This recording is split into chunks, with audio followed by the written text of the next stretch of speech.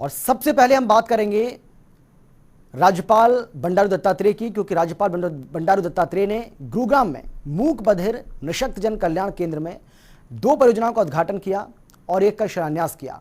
इस मौके पर उन्होंने कहा कि नई राष्ट्रीय शिक्षा नीति में स्थानीय भाषा के अलावा सांकेतिक भाषा को सीखने और सिखाने पर बल दिया गया है, जो दिव्यांगजनों के कल्याणकारी साबित होगा। यानी कि दिव्यांगजनों के लिए यह बहुत ज्यादा कल्याणकारी साबित होने वाला है।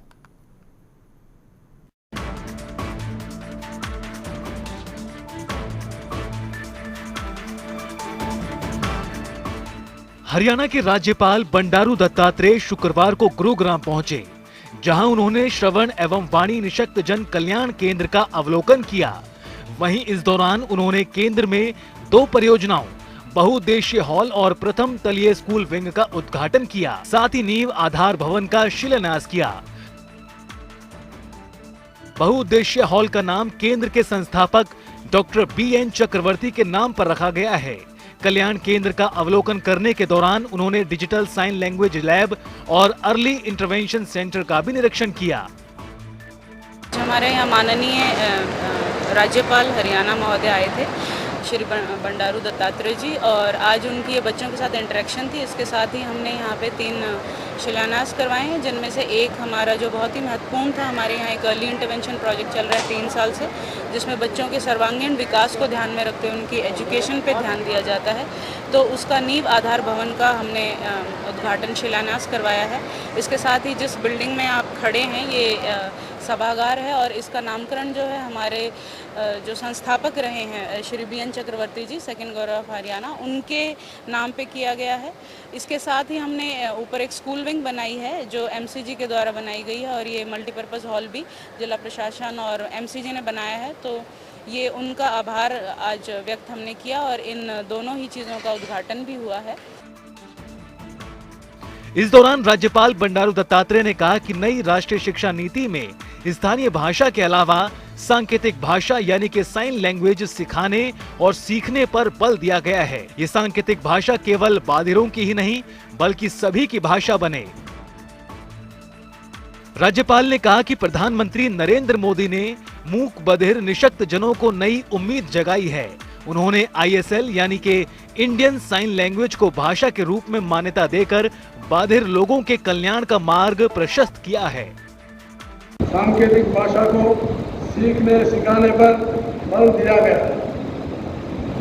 अब भारतीय सांकेतिक भाषा सिर्फ बधिर जनों की भाषा न होकर आम जन की भाषा भी होगी।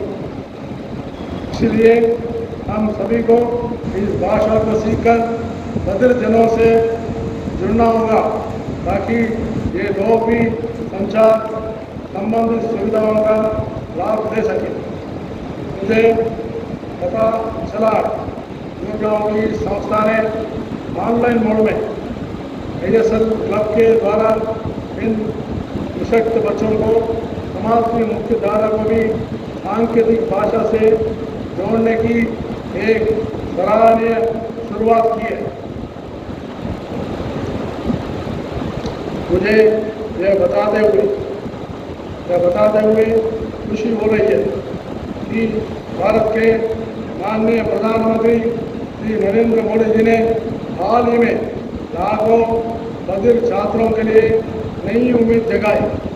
उन्होंने भारतीय सांकेतिक भाषा ISL को एक भाषा विषय के रूप में मान्यता देकर बधिर लोगों के लिए प्रगति का मार्ग प्रस्तुत किया है।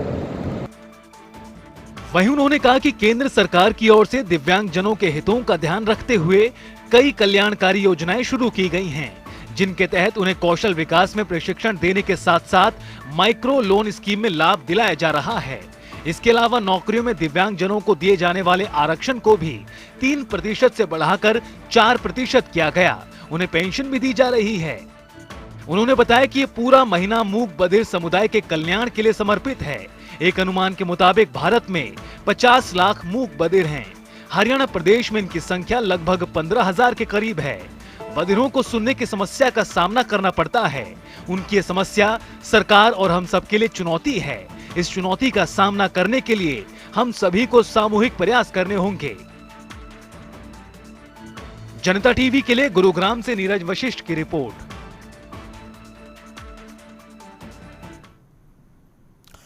चंडीगढ़ में शुक्रवार को मॉडल संस्कृति स्कूलों की निरंतर प्रगति के लिए समीक्षा बैठक का आयोजन किया गया, जिसकी अध्यक्षता मुख्यमंत्री मनोहर लाल ने की।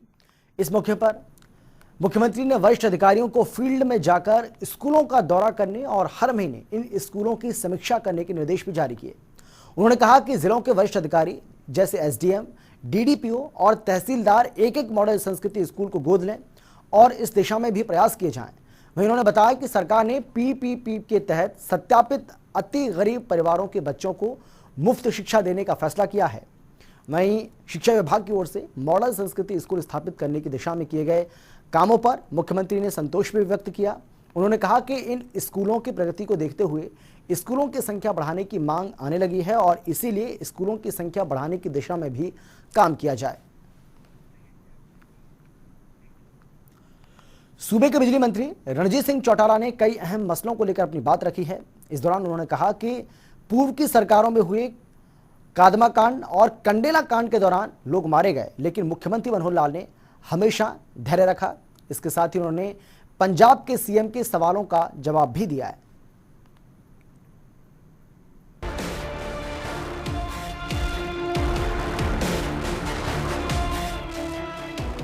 हरियाणा के बिजली मंत्री रणजीत सिंह ने चंडीगढ़ में कई मुद्दों पर अपनी प्रतिक्रिया दी। इस दौरान उन्होंने करनाल की घटना पर मेघालय के राज्यपाल सत्यपाल मलिक के बयान पर कहा कि करनाल की घटना में मुख्यमंत्री मनोहर लाल के माफी मांगने की कोई बात नहीं है। लोकतंत्र में सबको आजादी है, लेकिन दूसरों के अधिकारों में बाधा नहीं बनना चाहिए। प्रदेश में पूर्व की सरकारों में जितने भी आंदोलन हुए, फिर चाहे कादमा कांड हो या कंडेला कांड, हर बार गोली चली और लोग मारे गए, लेकिन प्रदेश के मुख्यमंत्री का धैर्य देखिए। इतना कुछ होने के बाद भी आज तक गोली नहीं चली। किसानों के आंदोलन को लेकर आखिर तक धैर्य रखा गया, लेकिन करनाल में एक एसडीएम ने मौके पर जल्दबाजी में फैसला लिया। उसके लिए उनका ट्रांसफर किया गया है।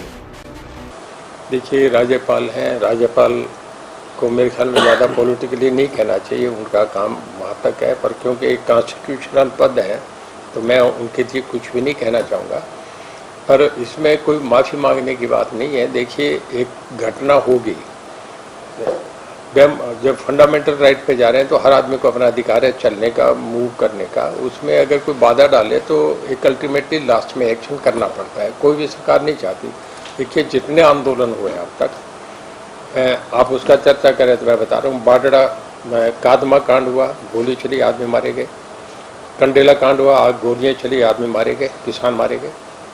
हमारे चीफ मिनिस्टर का पेशेंस देखिए कि इतना कुछ होने के बाद, इतनी भीड़ आने के बाद आज तक कहीं भी गोली चलने की बात नहीं करी। किसानों के आंदोलन को हमने लास्ट तक पेशेंस रखा और इसमें भी रखना था। अब वो एक एसडीएम का मौके का फैसला था, उसने जो कर दिया, मैं ये समझता हूँ कि क्योंकि अब गवर्नमेंट उसका ऑलरेडी नोटिस ले दिया, ट्रांसफर भी हुआ है आज। अब वो कुछ जल्दबाजी में और जो मीडिया पे कहती है उतना नहीं कहना चाहिए। नहीं, देखिए, उनका ट्रांसफर कर दिया गया। ये मामला चीफ मिनिस्टर का अपना प्रेरोगेटिव होता है कि इसको कब बदले, किसी वक्त बदल दे। वहीं उन्होंने कहा कि कई बार चीजें हाथ में नहीं होती, हालातों को लेकर भी ऑफिसर एक्शन लेते हैं। करनाल की घटना सरकार का नहीं बल्कि एक ऑफिसर का फैसला था। तो लाठी चार्ज हुआ था, ये ऑफिसर पे डिपेंड करता है। कोई और ऑफिसर होता तो इसे टाल भी सकता था। कई बार कुछ चीज़ें वो आपके हमारे हाथ नहीं होती, मौके पे घटना हो जाती है। पर इसके लिए हमें भी ये है कि भाई ये टलता तो ज़्यादा बढ़िया था। पर जब किसान अति पे कर गए तो उन पर एक व्यथित मन से या कैसे करके पुलिस पे मौके पर एक ऑफिसर का एक्शन होता है, उसमें कुछ भी हो जाता है। उससे कुछ हम ये नहीं ले सकते कि वो स्टेट का फैसला था।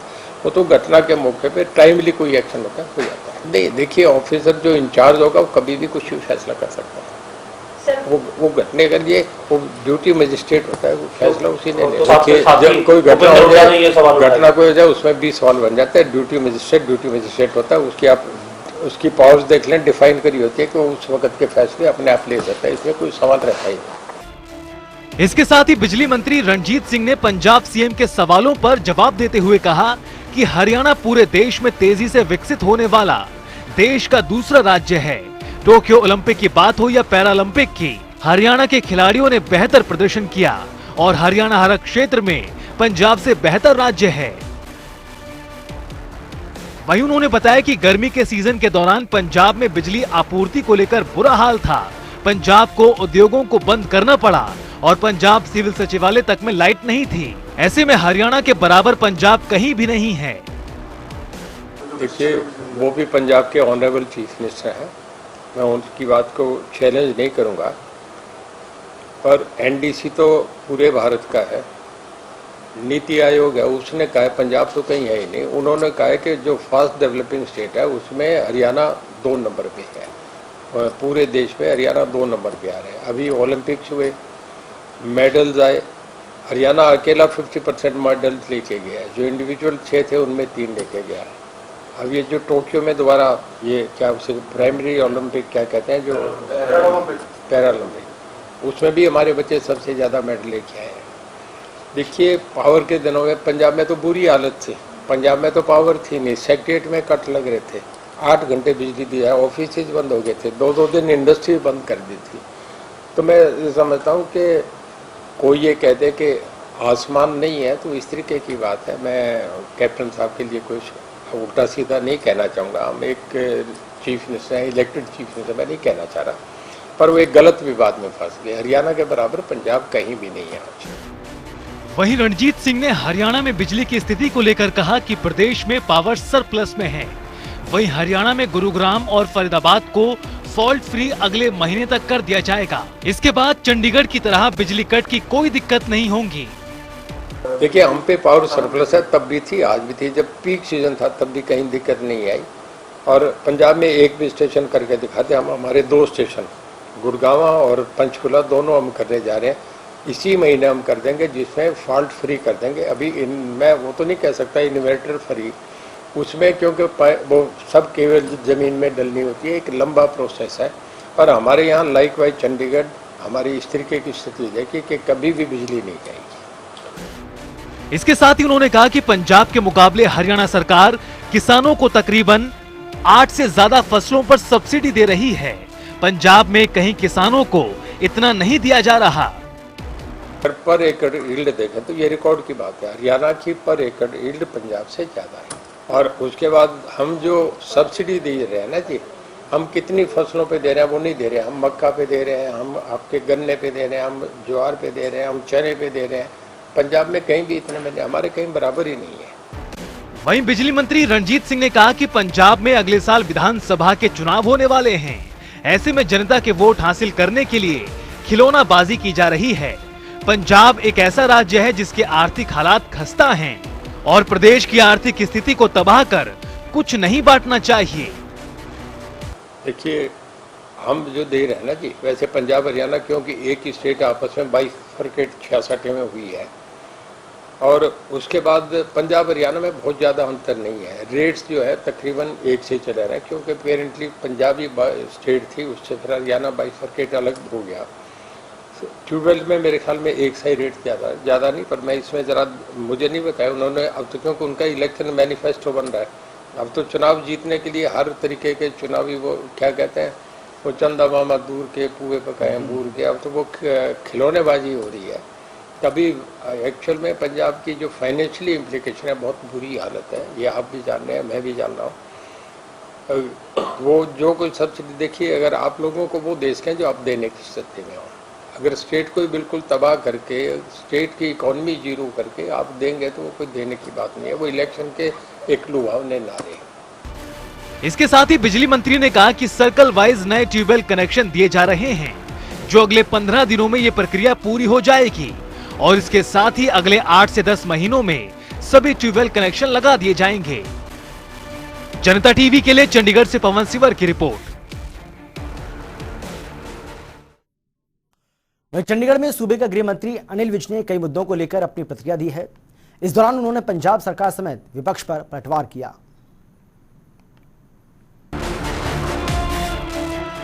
हरियाणा के गृह मंत्री अनिल विज ने चंडीगढ़ में कई मुद्दों पर अपनी प्रतिक्रिया दी है।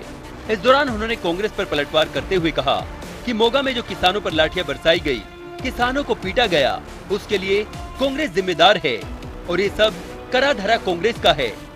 इसके साथ ही उन्होंने कहा कि करनाल में हुई घटना के लिए तो कांग्रेस सांसद राहुल गांधी भी ट्वीट करते हैं, लेकिन पंजाब में कांग्रेस की सरकार है। मोगा में इतनी भयंकर लाठीचार्ज होने के बाद भी किसी कांग्रेसी ने जुबान तक नहीं खोली। देखिए, ये सब करा धरा कांग्रेस का है, चाहे मोगा में हो रहा है चाहे कहीं और हो रहा है, और ये सब उनका गेम प्लान है।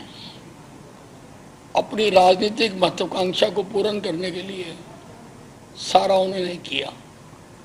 अगर करनाल में कानून व्यवस्था को रोकने के लिए सरकार भी काम करती है, फिर तो राहुल गांधी जी भी ट्वीट करते हैं।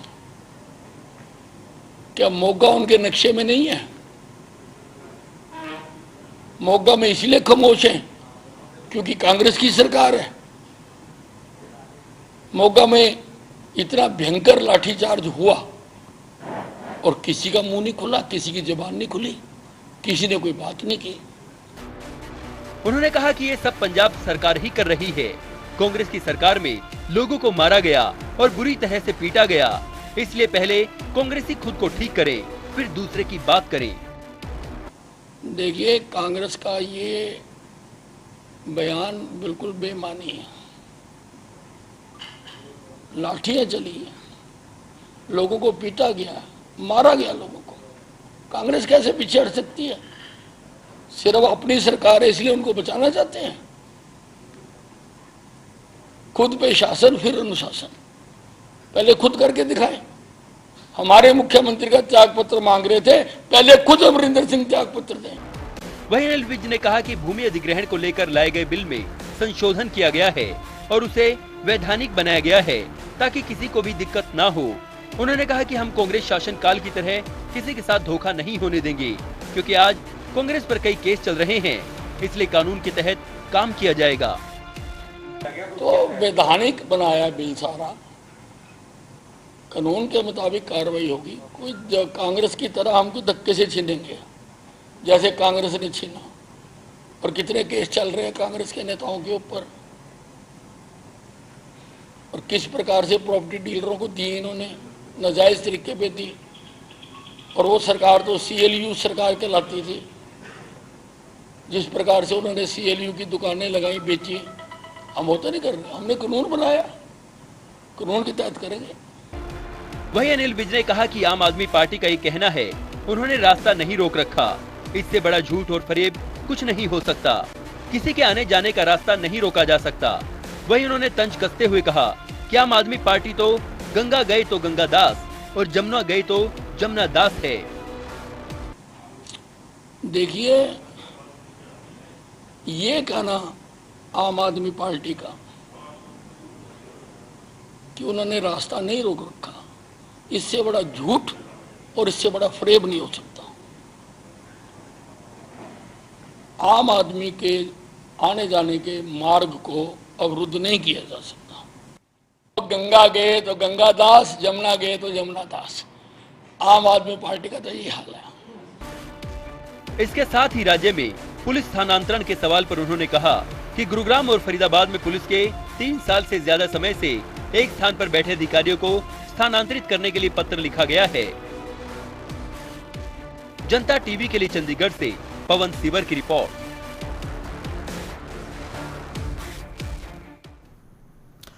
गृह मंत्री अनिल विज ने कहा है कि प्रथम स्वतंत्रता संग्राम 1857 की क्रांति के योद्धाओं और सेनानियों की याद में अंबाला में आजादी की पहली लड़ाई का शहीद स्मारक बनाया जा रहा है, जो देश का सबसे बड़ा शहीद स्मारक होगा, जिसमें संग्रहालय भी बनाया जा रहा है। देश का सबसे बड़ा आजादी की पहली लड़ाई का शहीद स्मारक बनाया जा रहा है। उसमें अंबाला से ये लड़ाई शुरू हुई थी, इसलिए 3 सेगमेंट उसमें बनाए जा रहे हैं। अंबाला से शुरू हुई, एक सेगमेंट में वो दिखाएंगे, दूसरे सेगमेंट में हरियाणा में उसकी भूमिका क्या रही, कौन कौन कहां लड़ा, उसको दिखाएंगे। और तीसरे सेगमेंट में सारी लड़ाई आखिर तक झांसी की रानी, तात्या टोपे और बहादुर शाह जफर तक, और जब वो लड़ाई समाप्त हुई सारा वो दिखाएंगे। उसमें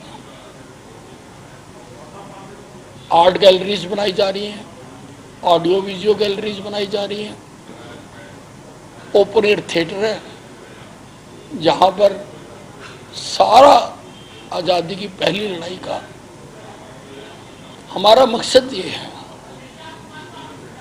कि आज़ादी प्राप्ति के बाद कांग्रेस ने लोगों को यही बताने की कोशिश की कि आज़ादी की लड़ाई कांग्रेस ने लड़ी है, जबकि आज़ादी की कांग्रेस का जन्म 1885 में हुआ था और कांग्रेस के जन्म से भी 28 साल पहले आज़ादी की लड़ाई लड़ी गई। वो वीर जिन्होंने सबसे पहले आज़ादी की अलख जलाई, उनको जो सम्मान मिलना चाहिए था वो सम्मान नहीं मिला। उनको जिस हद तक याद करना चाहिए था वो याद नहीं किया जा सका। इसलिए हम बना रहे हैं कि आज़ादी में जो उनका योगदान है, जो अनसंग हीरोज हैं, उनको हम अपनी श्रद्धा दे सकें, अपना उनको सम्मान दे सकें। चंडीगढ़ में कृषि मंत्री जेपी दलाल ने पंजाब के मोगा में किसानों पर हुए लाठीचार्ज समेत कई मुद्दों पर अपनी प्रतिक्रिया दी है और कांग्रेस पर जमकर पलटवार किया। देखिए, किसान के ऊपर भी कहीं भी लाठीचार्ज हो, बल प्रयोग हो, उसका कोई भी आदमी समर्थन नहीं करेगा। हम भी इसको दुर्भाग्यपूर्ण बताते हैं, लेकिन कांग्रेस का दोहरा चरित्र इससे साफ साफ उजागर हो जाता है।